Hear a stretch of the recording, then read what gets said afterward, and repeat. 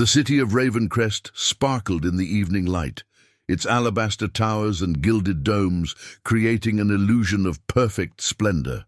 From the terraced gardens of the King's Hill Palace, it appeared as a jeweled masterpiece, a testament to civilization and prosperity. But Alexander Blackwood, the Duke of Ravencrest, knew better. Behind the gleaming facade lurked shadows of corruption and cruelty that he had spent years methodically exposing and eliminating. At 42, the Duke was a man of formidable reputation, brilliant, ruthlessly efficient, and utterly devoted to justice. His tall frame, always impeccably dressed in dark colors that emphasized his pale complexion and raven hair, inspired both respect and fear in the royal court. Some claimed his piercing blue eyes could detect a lie before it was even fully formed on a person's lips. Tonight, however, his legendary composure had shattered. The Duke paced his private study, hands clasped behind his back, jaw clenched in barely contained fury. The room's massive oak doors remained guarded by his most trusted men, with strict orders that no one was to enter, no one except the royal physician, who had departed only moments ago after delivering his grave assessment.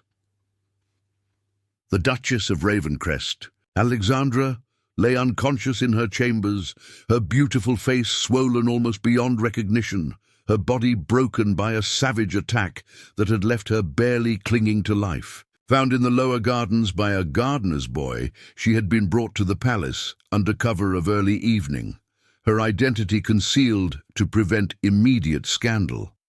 A soft knock interrupted Alexander's turbulent thoughts. His steward, Nathaniel, Irving, the closest thing he had to a friend, entered with silent efficiency. "Any change?" Nathaniel asked, his weathered face betraying genuine concern. "None." Alexander's voice was dangerously quiet. "Blake says the next 24 hours will determine if she survives. And Her Grace's personal guard, dead, found in the eastern grove with his throat cut." Alexander stopped his pacing to stare out at the city lights below. "Someone planned this meticulously, Nathaniel. This was no random act of violence." The steward nodded grimly. "The council has called an emergency meeting. They're demanding your presence." Alexander's laugh was cold and brittle. "Of course they are. No doubt to ensure I don't take immediate action without their bureaucratic approval. What are your orders?" The Duke turned, his eyes reflecting a calculated rage that sent a chill down even Nathaniel's spine. "Seal the city. No one enters or leaves without my explicit permission. Deploy the Raven Guard to strategic positions, and bring me Sebastian Vale." Nathaniel's eyebrows rose slightly at the last command. Sebastian Vale, the infamous Shadow of Ravencrest, was the Duke's most dangerous asset, a master of infiltration and extraction whose very existence was officially denied by the royal court. "Are you certain that's wise? The council will see it as a declaration of intent." "Good." Alexander moved to his desk and unlocked a hidden drawer, removing a small silver signet ring. "I want them worried. I want everyone in this city who harbors even the slightest guilt to feel the noose tightening." As Nathaniel turned to carry out his orders, Alexander added, "And send in Lady Catherine. She should be arriving shortly." Lady Catherine Harwood was the Duchess's closest confidant and, more importantly, the kingdom's most skilled healer. If anyone could aid Alexandra's recovery beyond what traditional medicine offered, it would be Catherine, with her rare gift for the ancient healing arts. Left alone again, Alexander moved toward his private chambers, connecting directly to the Duchess's suite. The royal physician had insisted on minimal disruption, but Alexander refused to be parted from his wife any longer. Alexandra lay still as marble against the silk bedding, her golden hair spread across the pillows, her skin mottled with bruises. A maid sat vigilantly beside her, applying cool cloths to her forehead. She quickly curtsied and withdrew as the Duke entered. Alexander approached the bed slowly, as if afraid his presence might somehow cause Alexandra more pain. In the 5 years of their marriage, he had never seen her so vulnerable. Their union, initially a political alliance between two powerful houses, had gradually transformed into something deeper. A partnership based on mutual respect, shared intellect, and eventually a love that had surprised them both. He carefully took her hand, mindful of her broken fingers, and lowered his voice to a whisper, even though she couldn't hear him. "I will find who did this, Alexandra, and when I do, all the power and mercy in my possession will not be enough to save them." A soft sound at the doorway made him turn. Lady Catherine stood there, her travelling cloak still dusted from the road, her usually serene face tight with concern. "My God, Alexander," she breathed, rushing to Alexandra's side. "Nathaniel said she was attacked, but this... Can you help her?" The Duke's question carried all the vulnerability he would never show to anyone else. Catherine carefully examined Alexandra's injuries, her trained hands hovering just above the broken body, sensing the damage beneath the visible wounds. "There's internal bleeding," she murmured, "and the head injury concerns me greatly." Her green eyes met Alexander's. "I'll need specific herbs from my garden at Harwood Manor, absolute privacy and time." "You'll have everything you need. I've already dispatched riders to your estate." Catherine nodded, already removing various vials and pouches from her medicine bag. "There's something else you should know," she said hesitantly. "I sense a particular signature in these wounds." Alexander stiffened. "Meaning?" "This wasn't just violence, Alexander. There was intent beyond physical harm. Some of these injuries show signs of ritual precision." She lowered her voice further. Someone wanted not just to hurt Alexandra, but to extract something from her. The Duke's expression hardened into something terrifying. "Information, life force," Catherine corrected grimly. "This has the hallmarks of blood magic. Dark, forbidden practices that haven't been seen in Ravencrest for generations." Before Alexander could respond, a commotion arose in the outer corridor. Nathaniel's voice could be heard giving sharp commands, followed by the heavy tread of multiple boots. Alexander squeezed Alexandra's hand gently before striding to the door. "Stay with her," he instructed Catherine. "No one enters except myself or Nathaniel." In the corridor, Nathaniel was confronting a delegation of 4 council members, led by Lord Chancellor Remington, a corpulent man whose political acumen was matched only by his ambition. "Your Grace," Remington bowed with practiced deference that did little to hide his impatience.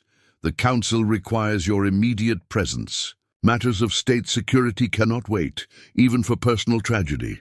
Alexander regarded the men coldly. "My wife lies fighting for her life, and you speak of personal tragedy as if she were a pet that had fallen ill." Remington flushed but held his ground. "The Duchess's condition is deeply regrettable, but there are protocols that must be followed. The city is buzzing with rumors already. Your deployment of the Raven Guard without council approval has caused considerable alarm." "Good." Alexander's single word carried such menace that 2 of the younger council members visibly recoiled. "Let them be alarmed. Let every person in Ravencrest who has ever dabbled in corruption or conspiracy feel the cold touch of fear tonight. Your Grace, with respect, you cannot unilaterally—" "I can, and I will." Alexander cut through Remington's protest with lethal precision. "My authority as Duke permits emergency powers during times of direct threat to the Crown. An attack on the Duchess constitutes such a threat. But there's no evidence this was politically motivated," another council member ventured. "It could have been common brigands or, 'Who did this to you?'" The question, spoken softly but with unmistakable intensity, was directed at Remington, whose pompous expression faltered momentarily. What? Your Grace, surely you don't suggest— I suggest nothing, Alexander replied, his gaze unwavering. I merely ask who would have reason to harm the Duchess of Ravencrest so grievously that even Lady Catherine questions whether she will survive the night. An uncomfortable silence fell over the group. Nathaniel watched the exchange with the careful attention of a man who had long served as the Duke's shadow and confidant. The council meeting can proceed without me, Alexander finally stated. Nathaniel will represent my interests. I will join you when my wife's condition stabilizes. The king himself has requested— Remington began. The king, Alexander interrupted sharply, is my cousin and godfather to the Duchess. He will understand where my priorities must lie tonight. His tone softened slightly, becoming almost conversational. But rest assured, Lord Chancellor, I will attend to all matters of state, justice very thoroughly in the coming days. The implied threat hung in the air between them. Remington's face had gone pale, though whether from anger or fear was difficult to determine. Very well, the Chancellor conceded stiffly. The Council will expect a full briefing tomorrow regardless. Personal circumstances. As the delegation departed, Nathaniel moved closer to Alexander. Sebastian Vale awaits you in the western study. He arrived through the hidden passage. Alexander nodded. Good. Have the Raven Guard found anything in their initial sweep of the gardens? Nothing conclusive. The rain washed away most tracks, but Vale's preliminary assessment suggests at least 3 attackers, possibly 4. Professional? Without question. The way they disabled the guard, a single precise cut, indicates military training. Alexander absorbed this information with grim resolve. Stay with Alexandra and Lady Catherine. I'll speak with Vale, then join the council meeting. Perhaps seeing me will rattle the proper cages. And if the council demands you stand down the Raven Guard, the Duke's smile was razor-thin. Then they reveal themselves as either complicit or fools. Either way, I'll know who cannot be trusted. Alexander made his way to the western study through a series of private corridors, known only to the most trusted palace staff. His mind worked methodically through potential enemies who would dare strike at him through his wife. The list was, unfortunately, substantial. His years of rooting out corruption had earned him numerous powerful adversaries. The western study was small and Spartanly furnished, designed for conversations that required absolute discretion. A figure detached itself from the shadows as Alexander entered, a lean man of indeterminate age, dressed entirely in charcoal grey, with features so unremarkable they seemed deliberately designed to be forgotten. Sebastian, Alexander acknowledged. Your Grace. Vale's voice was soft, cultured, betraying none of the deadly skills the man possessed. I came as soon as I received your summons. My condolences regarding the Duchess. Save condolences for the dead. Alexandra still lives, and while she does, I require your particular talents. Vale inclined his head slightly. How may I serve? Need information. Quickly, thoroughly, and with absolute discretion. Someone orchestrated this attack with precision. I want to know who stands to gain from Alexandra's death or my distraction. The list will be extensive, Vale noted. Begin with those who possess knowledge of blood magic, Alexander instructed, watching Vale's expression carefully. Lady Catherine detected ritualistic elements in Alexandra's injuries. A flicker of genuine surprise crossed the spy's face. Blood magic. In Ravencrest, he frowned. That narrows our focus considerably. Such practices were purged generations ago. Evidently not thoroughly enough, Alexander replied grimly. Start with the old families, those with histories predating the purification, and pay particular attention to any with connections to the Eastern Territories. The Amaranthine Collective, Vale murmured thoughtfully. There have been whispers of their resurgence in recent months.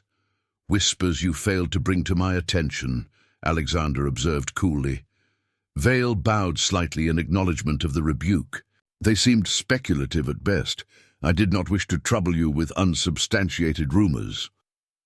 All things considered, I would prefer to be troubled by rumors than blindsided by attack, Alexander said dryly. Rectify this oversight, Sebastian. I want names, locations, and connections within 24 hours. And once I have this information, Alexander's expression would have chilled the blood of a lesser man. Then the Raven Guard will demonstrate why Ravencrest has enjoyed peace for so long. Vale nodded, understanding perfectly the Duke's intentions. There is one other matter you should be aware of. The Duchess visited the Temple of Seers 3 days ago, alone and in disguise. This information caught Alexander by surprise. The temple was an ancient institution, predating even the kingdom itself, where those blessed or cursed with prophetic abilities resided in seclusion. Alexandra had never expressed interest in prophecy before. In fact, she had often dismissed it as theatrical mysticism. You're certain? Without question. My sources within the temple confirmed she consulted with Elder Moira, the most powerful seer in a generation. Alexander's mind raced with implications. Did your sources happen to learn what Alexandra sought from this consultation? No, your Grace, the privacy of seer consultations is sacrosanct. However, Vale hesitated. Speak freely, Alexander commanded. The Duchess appeared shaken afterward, and she left carrying a small box sealed with the Elder's personal sigil. Another piece of a puzzle Alexander couldn't yet see clearly. Why would Alexandra seek prophecy in secret? What could have troubled her enough to risk such exposure? I want to know everything about that consultation, Sebastian. Everything. Even the Raven Guard cannot breach the temple's sanctuary without serious— I'm not asking the Raven Guard to do it, Alexander interrupted coldly. I'm asking you. Vale studied the Duke for a long moment, then inclined his head. As you wish. Your Grace, though I should warn you, secrets from the Temple of Seers often carry their own price. I'll bear that cost willingly. Alexander moved toward the door. Begin your work immediately. Report directly to me, regardless of hour. As Vale melted back into the shadows, Alexander paused, adding almost as an afterthought, And Sebastian, if I discover that anyone in my service had prior knowledge of this attack and failed to prevent it, their suffering will be legendary, even by my standards. The threat needed no elaboration. Sebastian Vale had witnessed firsthand the Duke's capacity for calculated retribution against those who betrayed his trust. The night of severed ties, when 7 corrupt nobles had been simultaneously arrested and publicly tried for treason, remained a vivid warning to anyone who might underestimate Alexander Blackwood's commitment to justice. Leaving the Western study, Alexander made his way to the council chambers, his mind working through contingencies and strategies. By the time he reached the ornate double doors guarded by council sentries, his fury had cooled into something far more dangerous. Cold, precise determination that would see Ravencrest tremble before dawn. As the guards snapped to attention and swung the doors open, announcing his arrival, Alexander fixed his expression into a mask of perfect, terrifying control. 40 pairs of eyes turned to him, conversations dying instantly. Gentlemen, he greeted the assembled council, his voice carrying easily through the cavernous chamber. I understand there are concerns about my methods. Allow me to address them directly. He strode to the center of the room, feeling the weight of every gaze upon him. By morning, this city will know the full extent of my resolve. Those responsible for attacking the Duchess will be identified, apprehended, and brought to exquisite justice. He surveyed the council members with deliberate slowness. And anyone who obstructs this process will be treated as an accomplice. Chancellor Remington rose from his seat. Your Grace, while we all share your outrage, there are laws and procedures that must be— Indeed there are, Chancellor, Alexander interrupted smoothly, including statutes regarding treason, conspiracy, and blood magic, all of which appear relevant to today's events. A visible ripple of unease passed through the assembly at the mention of blood magic. Blood magic. Lord Justice Harlow, the kingdom's senior judicial authority, leaned forward with alarm. You have evidence of such practices? Lady Catherine Harwood has confirmed ritualistic elements in the Duchess's injuries, consistent with forbidden blood rites, Alexander stated flatly, which raises disturbing questions about who in our fair city might possess such knowledge. The chamber erupted in shocked murmurs. Blood magic had been outlawed for generations, its practitioners executed or exiled during the purification. The suggestion that it had returned and been used against the Duchess herself was beyond scandalous. Alexander allowed the consternation to build for precisely 10 seconds before raising his hand for silence. The room immediately quieted, a testament to his authority even among this assembly of the kingdom's most powerful men. I have already deployed the Raven Guard to secure the city. Sebastian Vale has begun his investigation. By dawn, I expect preliminary findings that will direct our next actions. The Raven Guard answers to the Crown, not directly to you, objected Lord Marshal Thorne, the nominal commander of all military forces. And Vale is a dangerous element, best kept leashed. Alexander's smile did not reach his eyes. Perhaps you'd prefer to explain to my cousin, His Majesty, why you object to the full resources of the kingdom being deployed to find those who nearly murdered his goddaughter. I'm certain he would find your priorities illuminating. Thorne subsided, though his expression remained mutinous.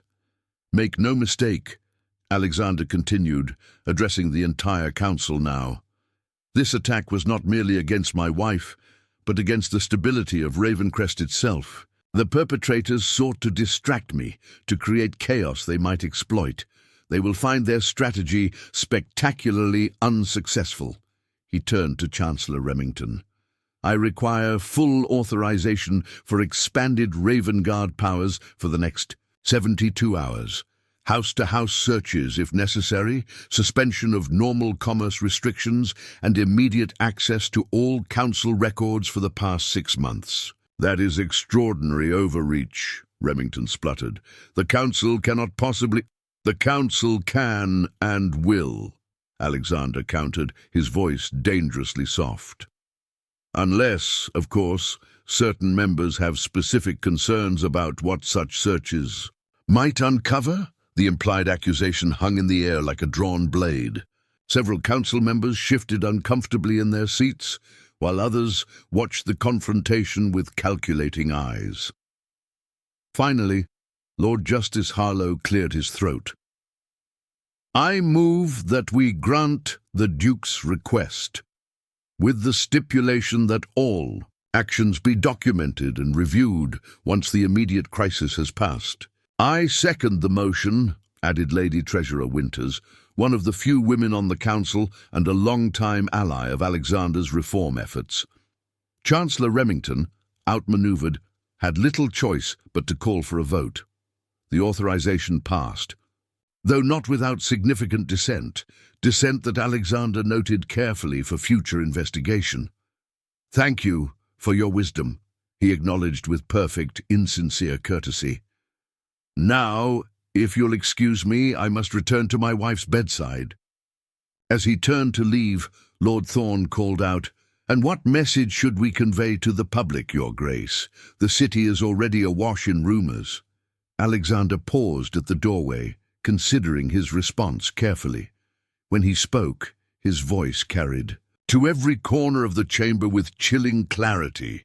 Tell them this, by dawn, the innocent will have nothing to fear. But those responsible for today's events will learn why my family's crest bears the raven, a bird that has always preferred its meat still warm with the last breaths of the dying.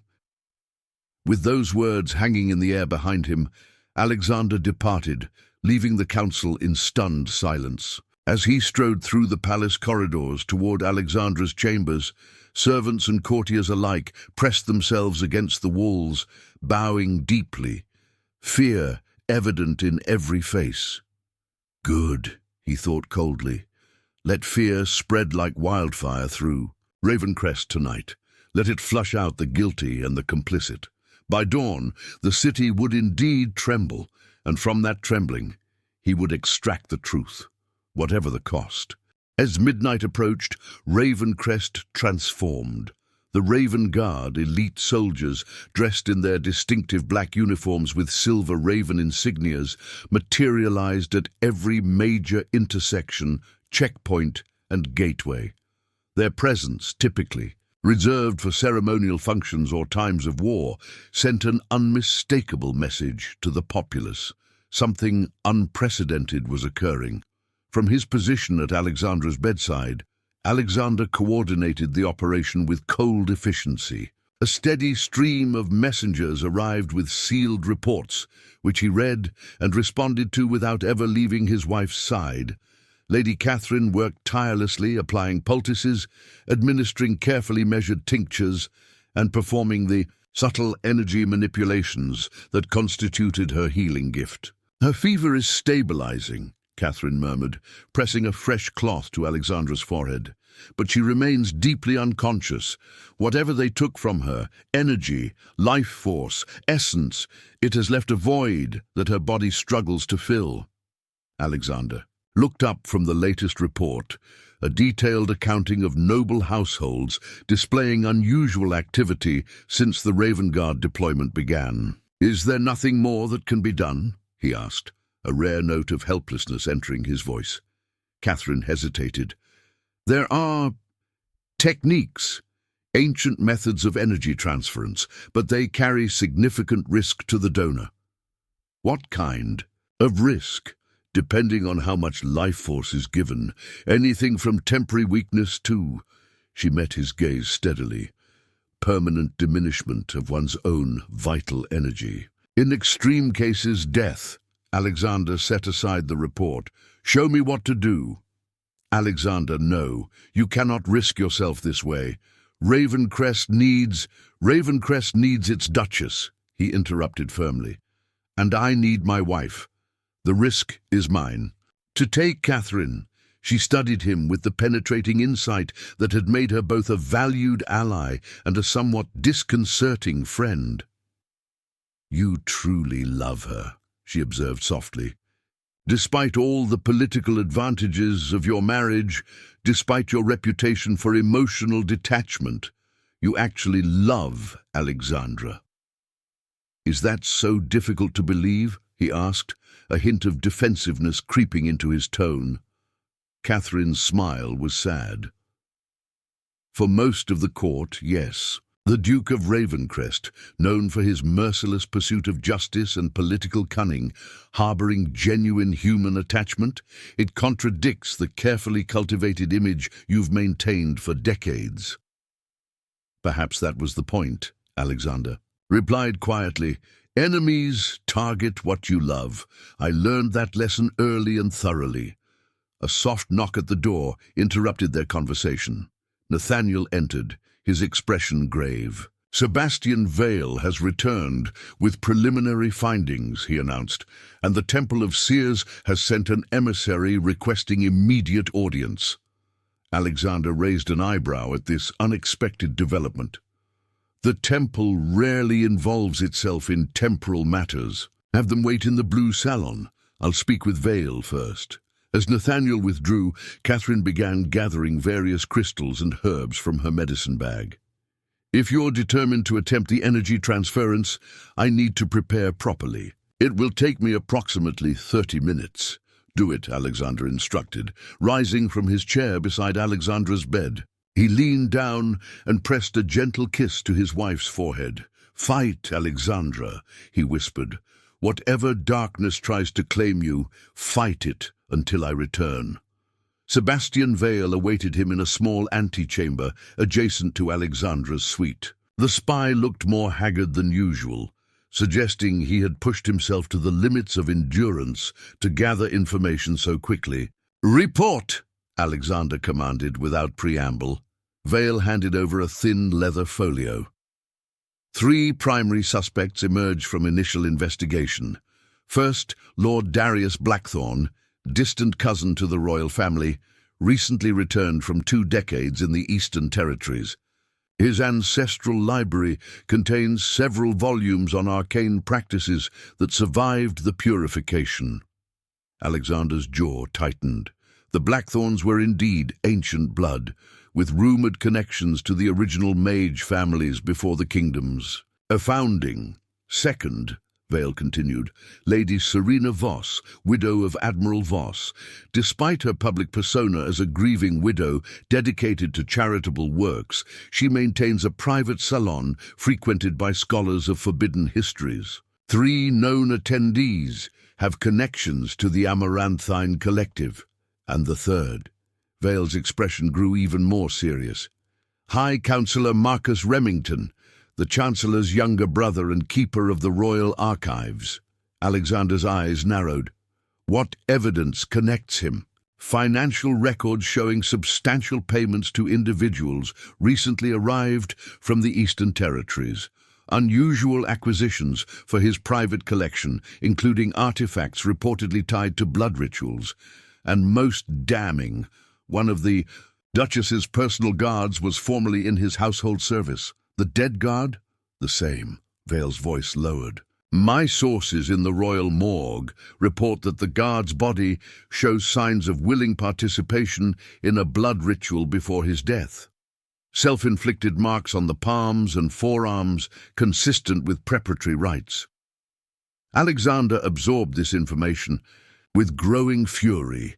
A traitor within Alexandra's personal guard, someone they had trusted with her safety, had participated in the attack. There's more, Vale added reluctantly, regarding the Duchess's visit to the Temple of Seers. Elder Moira apparently requested the meeting, not the other way around. According to my source within the temple, the elder experienced a powerful vision concerning the Duchess 3 nights prior and insisted on immediate consultation. This changed everything. Alexandra hadn't sought prophecy. Prophecy had sought her. The contents of this vision. Unknown, even to my source. The elder took the unprecedented step of clearing the inner sanctum of all acolytes during their meeting. Alexander paced the small chamber, connecting these new pieces of information. The timing is too perfect to be coincidence. Alexandra receives a prophecy, and 3 days later is attacked using forbidden magic that specifically targets her life force. My thoughts exactly, Your Grace. And now an emissary from the temple arrives, precisely when we discover the prophecy's relevance. Alexander stopped pacing.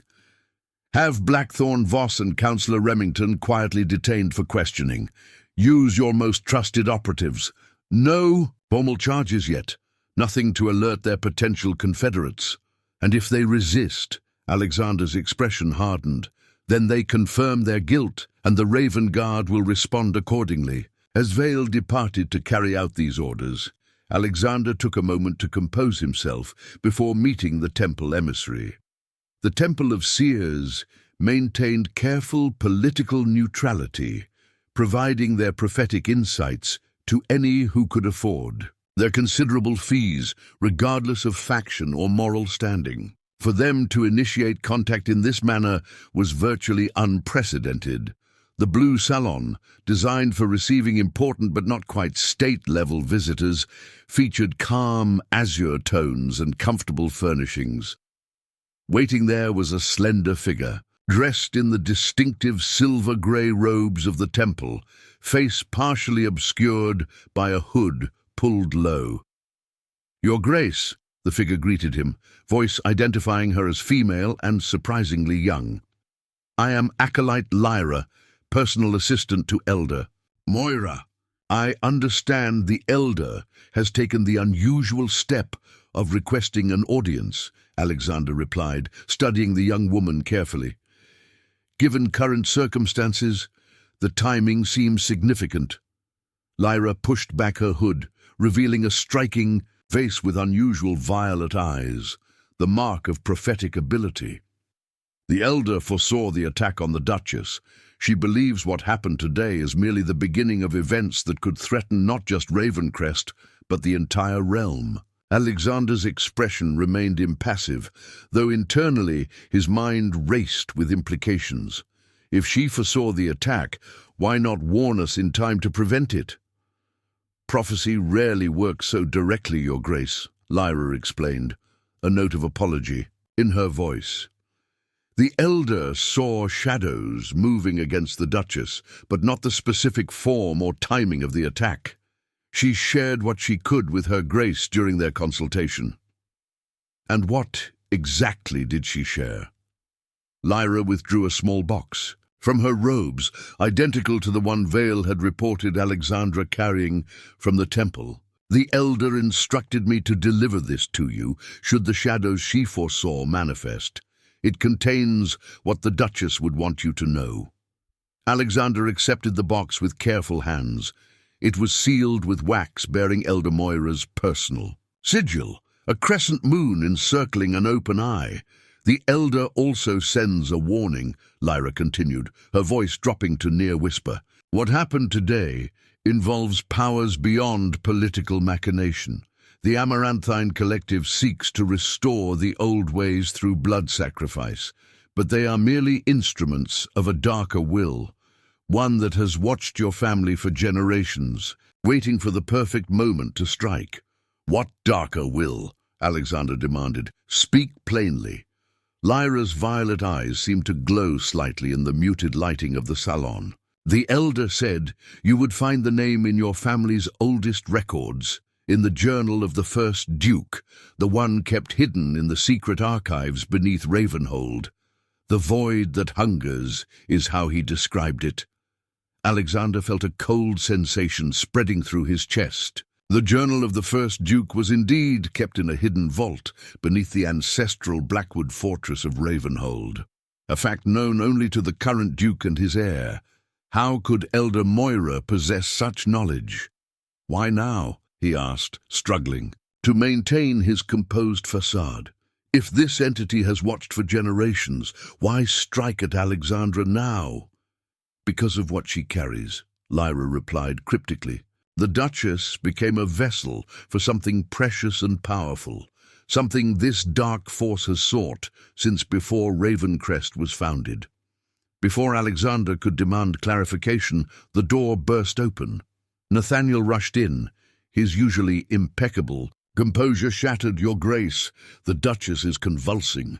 Lady Catherine says you must come immediately. Alexander was on his feet instantly. He fixed Acolyte Lyra with a penetrating stare. Remain here. We will continue this discussion shortly. He strode rapidly through the corridors, Nathaniel at his side, the mysterious box clutched tightly in his hand. What happened? Lady Catherine attempted some kind of healing ritual, Nathaniel explained breathlessly. Something went wrong. The Duchess began speaking in a language none of us recognized, then fell into violent seizures. They reached Alexandra's chambers to find Catherine physically restraining the Duchess, whose slender body arched unnaturally. Against the bedding, eyes rolled back showing only whites. Two maidservants stood frozen in terror by the wall. Hold her shoulders, Catherine instructed Alexander as he rushed to the bedside. I need to administer a tincture to calm the seizures. Alexander complied, gently but firmly pressing Alexandra's shoulders into the mattress. Her skin burned with unnatural heat beneath his touch, and up close he could hear that her seemingly incoherent mutterings actually formed words in a language that scraped against his mind like broken glass. "What is this?" he demanded, as Catherine forced a dark liquid between Alexandra's lips. "I don't know," Catherine admitted, her usual confidence shaken. "When I began the preparatory cleansing for the energy transfer, something inside her responded. It's as if another consciousness is fighting for control of her body." Alexander remembered Acolyte Lyra's cryptic words. because of what she carries. Was this what she meant? Some entity or force possessing Alexandra? Gradually, the tincture took effect. Alexandra's convulsions subsided into occasional tremors, her incomprehensible mutterings fading to silence. Catherine checked her pulse with practiced fingers. "Her heartbeat is erratic but stabilizing," she reported. "Whatever caused this episode seems to be subsiding, but I fear it may recur." Alexander placed the mysterious box on the bedside table and took Alexandra's hand in his own. "Leave us," he commanded, "all of you. I need a moment alone with my wife." Catherine hesitated. "Alexander, in her condition—" "Please, Catherine," he said, his voice softening slightly. "Just a few minutes." Understanding the rarity of his requesting, rather than commanding, Catherine nodded. 5 minutes, no more. Her condition remains critical." When the room had cleared, Alexander sat carefully on the edge of the bed, still holding Alexandra's hand. In the candlelight, her bruised face looked almost peaceful now, though the unnatural stillness troubled him deeply. "Alexandra," he began, quietly, feeling somewhat foolish speaking to an unconscious woman, yet compelled by desperation. "I don't know if you can hear me, but something is happening that goes beyond ordinary danger. The temple sent an emissary with warnings about ancient forces and dark powers." He glanced at the sealed box. "They say you know something vital, something you learned during your consultation with Elder Moira." He paused, stroking her hand gently with his thumb. "Whatever you're fighting within yourself now, don't surrender to it. I will find who did. This to you, I promise you that, but I need you to keep fighting until I can unravel this conspiracy." To his astonishment, Alexandra's fingers twitched slightly in his grasp. Her eyelids fluttered, though they did not open. Her lips parted, and, in a voice barely audible, she whispered a single word: "Child." Alexander leaned closer. "Alexandra, can you hear me?" Her breathing changed, becoming more labored. With visible effort, she forced out 2 more words. "Our child." The meaning of her fragmented message struck him with physical force. Alexander sat back, momentarily stunned. Alexandra was with child. They had been trying to conceive for nearly 2 years, with increasing despair as month after month passed without success. The royal physicians had begun to hint that the Duchess might be barren, a devastating prospect for the continuation of the Blackwood line. If Alexandra was indeed pregnant, it explained so much. Her recent fatigue, her occasional queasiness at breakfast, her visit to the Temple of Seers perhaps seeking confirmation of her condition. But it also raised a horrifying new possibility about the attack. Had the assailant specifically targeted her because of the child she carried? The door opened softly as Catherine returned. "I must insist on resuming treatment now, Your Grace." Alexander nodded, gently releasing Alexandra's hand. "She spoke," he said, still processing the revelation. "Just a few words, but she was conscious. If only momentarily." Catherine's eyes widened. "What did she say?" Alexander hesitated, uncertain whether to share such personal information. But if the pregnancy was relevant to the attack, Catherine needed to know.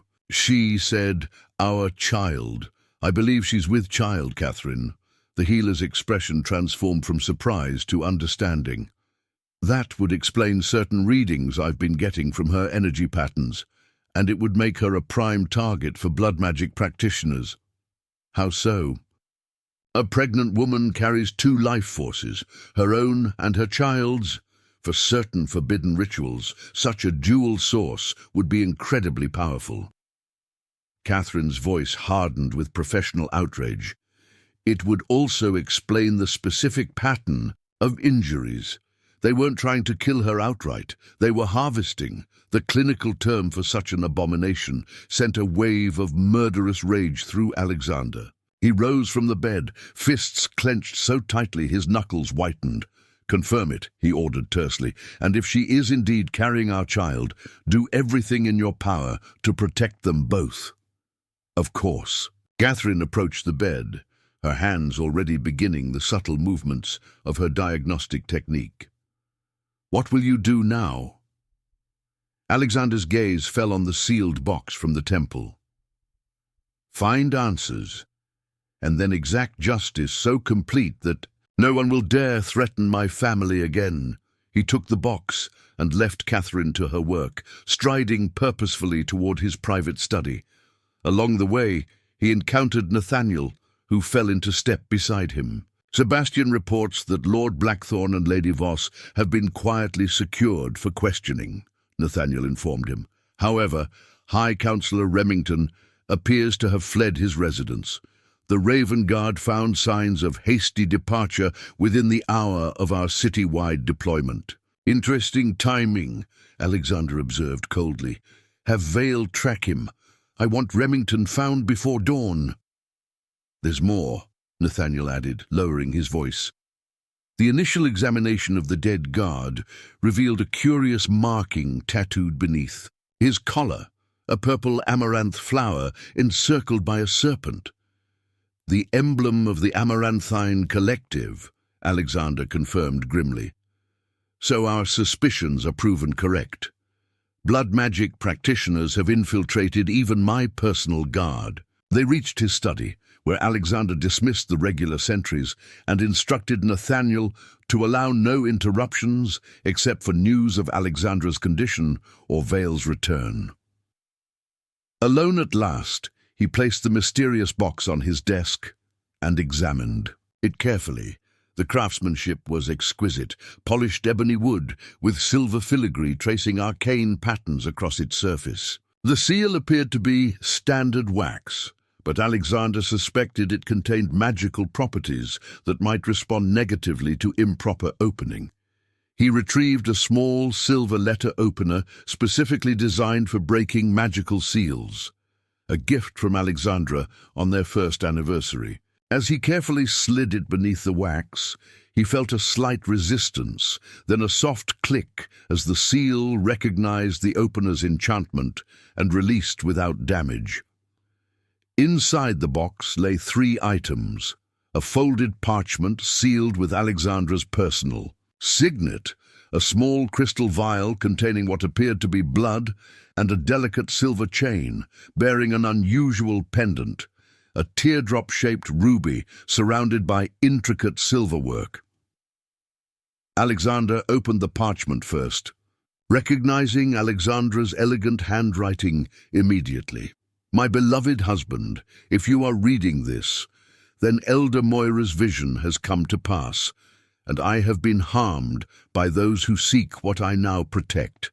I pray I have survived to explain this to you in person, but if not, this letter must serve. 3 days ago, Elder Moira summoned me to the temple with urgent news. I carry your child, Alexander.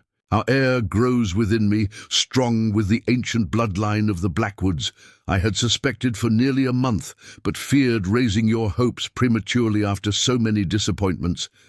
But this joyous news came with a terrible warning. Our child carries something else, something the Elder called the luminous seed, a power passed down through your family line since before Ravencrest existed. It manifests rarely, only in firstborn children conceived under specific celestial alignments. The last Blackwood to carry this power was your grandmother, whose abilities were disguised as mere political acumen, but were in truth something far more profound, the power to perceive and manipulate the invisible threads of fate itself. The Amaranthine Collective has waited generations for this power to re-emerge, believing it key to restoring the old ways. They seek to extract it from our unborn child and use it to tear open the veil between worlds, allowing what they worship, an entity your ancestor named the Void that Hungers, to enter our realm fully. The vial contains my blood mixed with a protective elixir prepared by Elder Moira. If I still live when you read this, you must ensure I drink it immediately. If I have perished, use it to anoint the pendant, which must then be placed in the chamber of binding, beneath Ravenhold. Trust no one completely, not even those closest to us. The collective has agents everywhere, some unwitting, others deeply embedded in the highest echelons of power. I have always admired your unwavering commitment to justice, my love. Now I ask you to temper it with mercy where deserved, for not all who serve the collective understand what they truly enable. With eternal love and faith in your strength, Alexandra. Alexander read the letter twice more, his hands trembling slightly, not with fear, but with the effort of containing the cold fury building within him. The implications were staggering. This was no mere political plot or personal vendetta, but something far more ancient and terrible. The reference to his grandmother particularly disturbed him. Duchess Eleanor Blackwood had indeed possessed an uncanny political instinct, seemingly anticipating her opponents' moves before they themselves decided upon them. Alexander had attributed this to exceptional intelligence and observation skills, gifts he believed he had inherited. But if Alexandra's letter spoke truth, these abilities had far more supernatural origins. He carefully examined the crystal vial and pendant. The blood within the vial seemed to shift and swirl of its own accord, tiny motes of golden light visible within the crimson liquid. The ruby pendant felt unexpectedly warm to the touch, pulsing gently like a tiny heartbeat. A sharp knock at the door interrupted his examination. "Enter!" he called, quickly replacing the items in their box. Nathaniel appeared, his expression grave. "Sebastian Vale has returned, Your Grace. He brings news of High Counselor Remington, and it's not good." Vale entered behind the steward, his clothes dishevelled and spattered with what appeared to be blood. "Forgive my appearance, Your Grace. Counselor Remington was located at an abandoned temple in the eastern quarter. Vale hesitated uncharacteristically. "He had already completed a significant blood ritual by the time we arrived." "Explain," Alexander commanded, rising from his desk. The counselor and 7 others were arranged in a specific pattern around a central altar. All were dead, ritual suicide by synchronized throat-cutting. Their blood had pooled into channels carved in the floor, forming a symbol I've never encountered before. Vale withdrew a folded paper from his coat and placed it on the desk. I made a rough sketch. Alexander unfolded the paper, revealing a complex geometric pattern centered around a spiraling vortex. Along the outer edges, arcane symbols resembled those on the box from the Temple of Seers. "The bodies were still warm," Vale continued. "We missed interrupting the ritual by minutes at most. But there was something else, Your Grace. Something that convinced me to return immediately, rather than continue investigating." "Go on." "A message, written in blood on the altar, addressed specifically to you." Vale's voice lowered. It read, "The seed is awakened. The void comes. Only the line of the first Duke can close what we have opened. Dawn brings the thinning of the veil." Alexander felt the pieces clicking into place with terrible clarity. The attack on Alexandra, the ritual suicide of Remington and his confederates, these weren't separate events, but stages in a carefully orchestrated plan. The collective hadn't simply tried to steal the power from his unborn child. They had somehow activated it prematurely, and were using that activation to facilitate whatever dimensional breach they sought to create. "Dawn," Alexander murmured, glancing at the ornate clock on the mantel, less than 4 hours away. "Vale, return to the temple site. Secure it completely. No one enters or leaves. Have Lady Catherine's apprentices examine the bodies and the ritual pattern. They'll know what to look for." As Vale departed, Alexander turned to Nathaniel. "Prepare for immediate departure to Ravenhold. Select 20 of our most trusted Raven Guard, those whose families have served the Blackwoods for at least 3 generations. Nathaniel's eyebrows rose in surprise. Ravenhold. But the fortress has been sealed since your father's time. And the Duchess will accompany us, Alexander finished firmly. Catherine must stabilize her sufficiently for transport. The answers we need, and possibly the only means to counter what's been set in motion, lie beneath Ravenhold. The secret archives. Nathaniel breathed, understanding dawning. As Alexander's most trusted confidant, he was among the very few who knew of the hidden repository of forbidden knowledge maintained by generations of Blackwood dukes. Precisely. And something else, the Chamber of Binding mentioned in Alexandra's letter. Alexander retrieved the box, securing it inside his coat. Send word to Lord Commander Hayes. The entire Raven Guard is to be placed on highest alert. Any signs of unusual disturbances, particularly in the eastern quarter, are to be reported directly to him. As Nathaniel hurried to carry out these orders, Alexander returned to Alexandra's chambers. He found Catherine administering another treatment, her hands glowing faintly with healing energy as they hovered over Alexandra's abdomen. You were right, Catherine confirmed without looking up. She carries a child approximately 8 weeks along. The fetus appears remarkably resilient despite the trauma to the mother's body. We must move her to Ravenhold immediately, Alexander stated. Can she be safely transported? Catherine looked up sharply. Ravenhold? That's nearly 3 hours' journey, even with your fastest horses. In her condition, it's necessary, Alexander interrupted.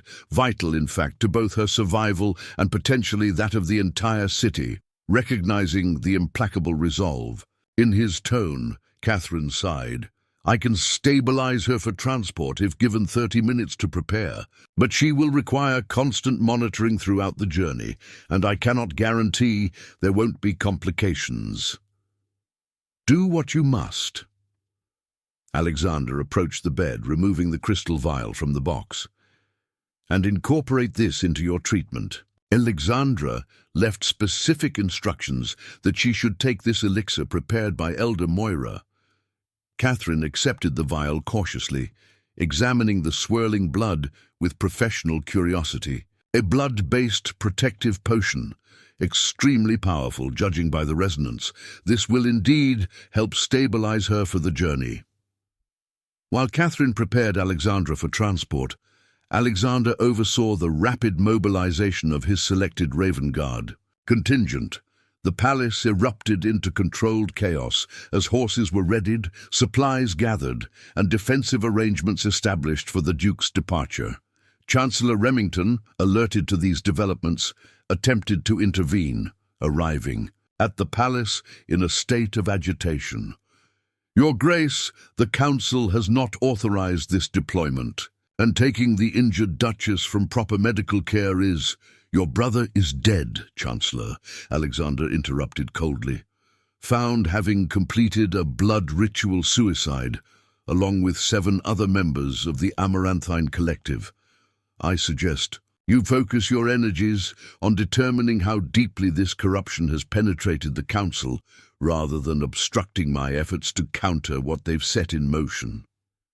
Remington paled visibly, whether from shock at his brother's death or fear of being implicated, Alexander couldn't determine. Regardless, the Chancellor withdrew his objections, retreating in evident disarray. Within the hour, a somber procession departed the palace. Alexandra carefully secured in a specially modified carriage with Catherine in constant attendance, surrounded by 20 elite Raven Guard, mounted on the finest horses in the royal stables. Alexander rode alongside, his expression set in grim determination as they made their way through the silent, tense streets of Ravencrest. The citizens who witnessed this midnight procession from behind shuttered windows felt a collective shudder of apprehension. The sight of their duke, legendary for his calm, calculating approach to governance, moving with such urgent purpose, could only herald grave developments. By dawn, as Alexander had predicted, the city indeed trembled with fear. But what awaited at Ravenhold, and whether the ancient fortress could contain the awakening darkness, remained to be seen. The first light of day would bring either salvation or the beginning of an unimaginable horror, and the fate of Ravencrest hung in the balance. If you enjoyed this dark fantasy tale of power, conspiracy, and a duke's relentless quest for justice, don't forget to subscribe to our channel for more captivating stories that blend political intrigue with supernatural elements. Our next feature explores how an exiled princess discovers her royal bloodline carries an ancient curse that threatens to consume her kingdom. Subscribe now to never miss these thrilling tales that will keep you on the edge of your seat.